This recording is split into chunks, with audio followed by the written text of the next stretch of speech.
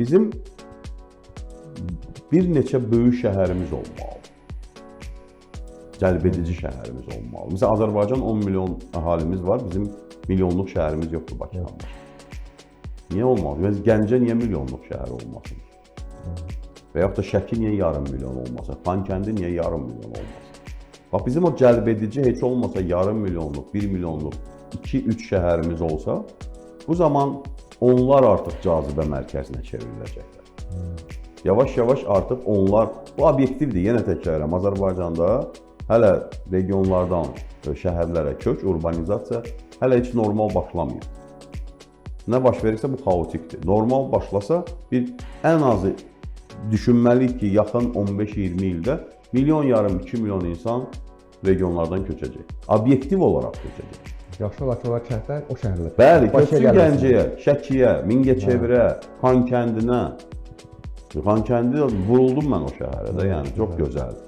Niyə ora yarım milyonluq, yəni 600-700 minlik bir şəhər olmasın ki, bütün Qarabağının lokomotivinə çevrilsin, daxsın, aparsın da özünü.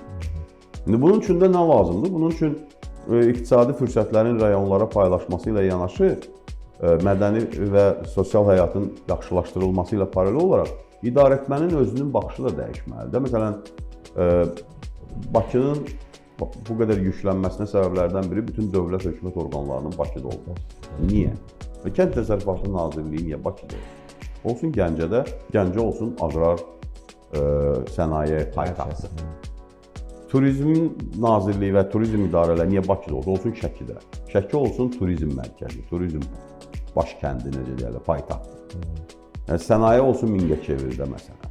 Yəni, belə addımlar atmaq o qədər də çətin deyil axı. Məsələn, Konstitusiya məhkəməsi. Bakıda niyə oturmalı ki? O olsun Xankəndin, məsələn, ya ali məhkəmə. Bu, ölkənin də qaynayıb qarışmasına səbəb olacaq. Bir yerdən o bir yerə gedəcəklər, biznes əlaqələr yaranacaq, mədəni əlaqələr, ailələr qurulacaq hətta. Yəni, bizdən regional ailələr nə qədər var? Cənubdan alır, şimaldan evlənir. Belə çox böyük əksəriyyəti də. Yəni, bu ölkənin qaynayıb qarışmasına da səbəb olacaq.